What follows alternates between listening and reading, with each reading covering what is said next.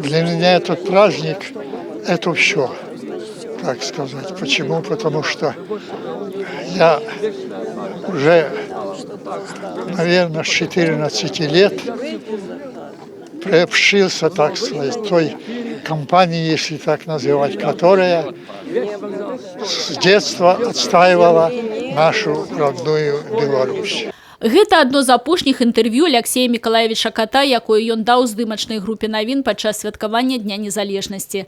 У свае 91 год ветэран вёў актыўнае жыццё, заўсёды ўдзельнічаў ва ўсіх значных мерапрыемствах у Брэсце, сустракаўся з моладдзю.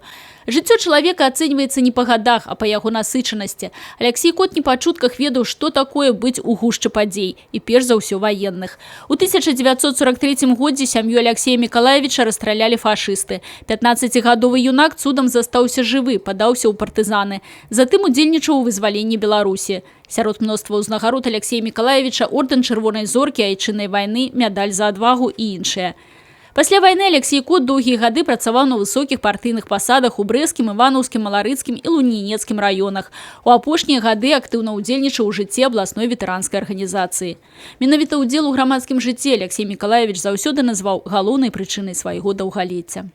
На жаль, сёння, на 92-м годзе жыцця, сэрца ветэрана спынілася. Развітанне з Алексеем Миколаевичем Котом адбудзецца заўтра. Ветэрана пахаваюць на могілках Плоска.